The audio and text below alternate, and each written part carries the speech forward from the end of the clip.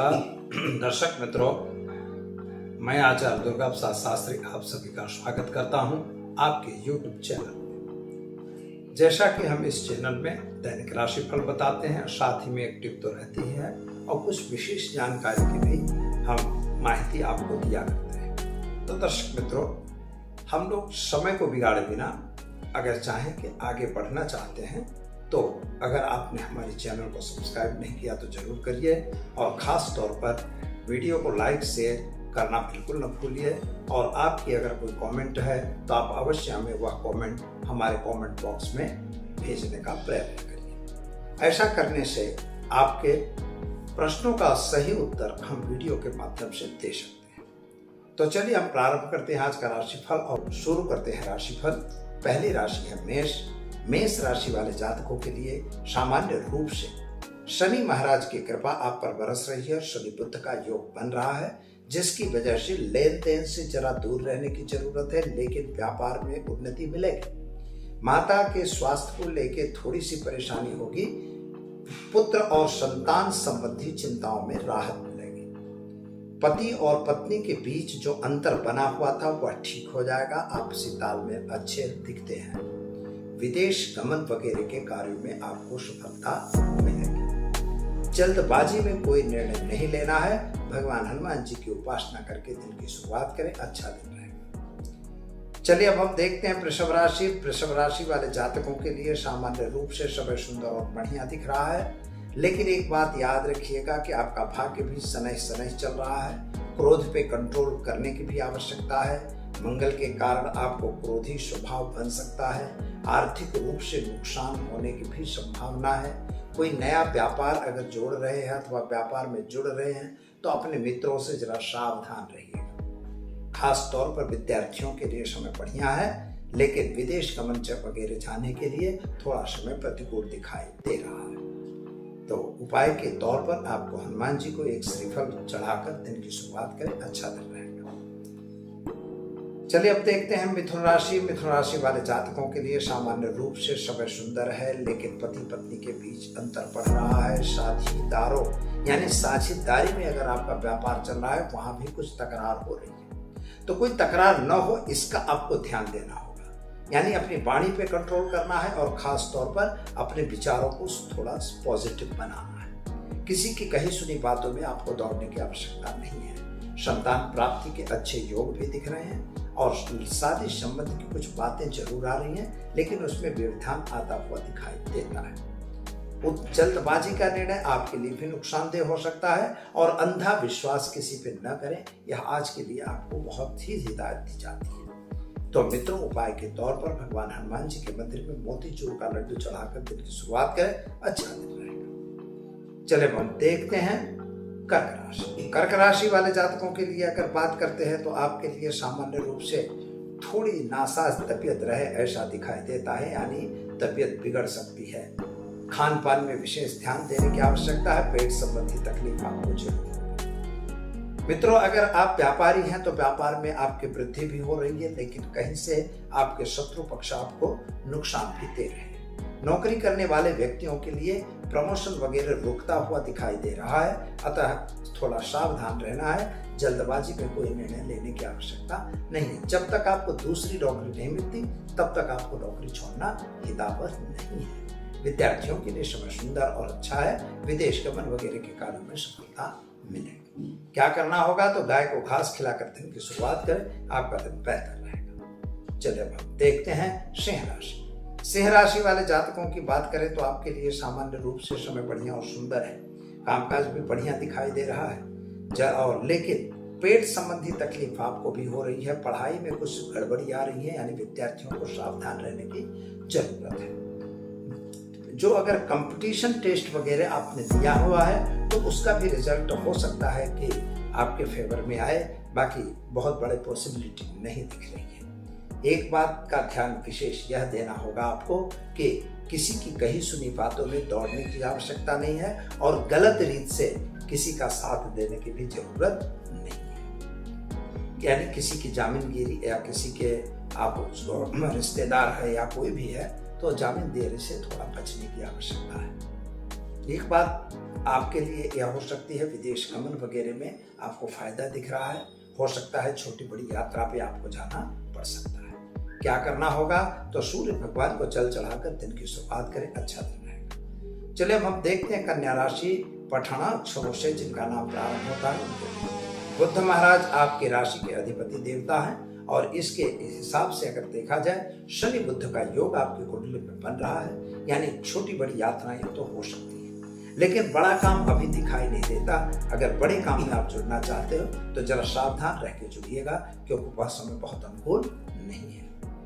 नए नए व्यक्तियों की मुलाकातें तो आपसे होती रहती है, लेकिन जल्दबाजी का काम आपके लिए भी नुकसानदेह हो सकता है। क्या करना होगा, तो आज एक गरीब को भोजन कराकर दिन की शुरुआत करें, अच्छा दिन रहेगा।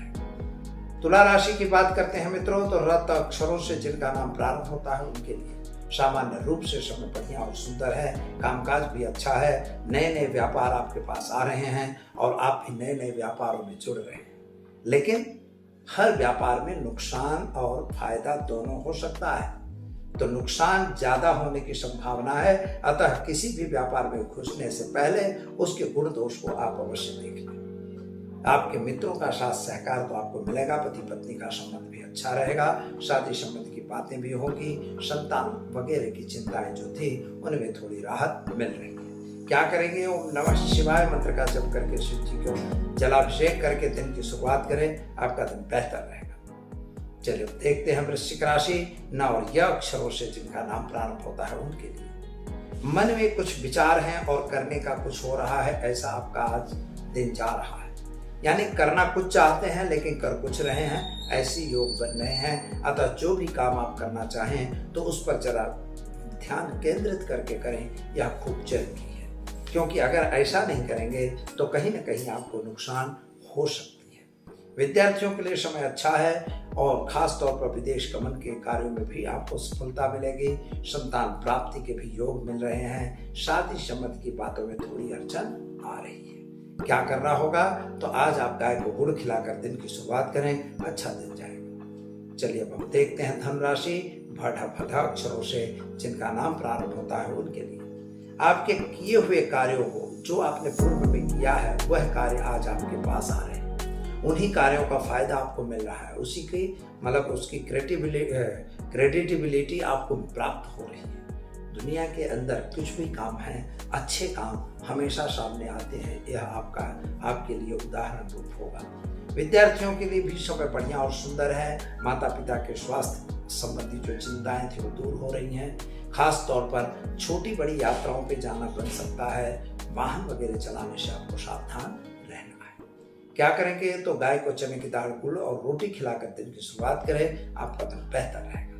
चलिए अब हम देखते हैं मकर राशि ख ज अक्षरों से जिनका नाम प्रारंभ होता है। ऐसे जातकों के लिए थोड़ा मानसिक उचाट और टेंशन आपका बना हुआ है।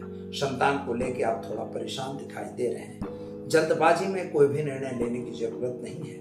थोड़ा आर्थिक संकट और थोड़ा आर्थिक तकलीफों का सामना भी आपको करना पड़ रहा है।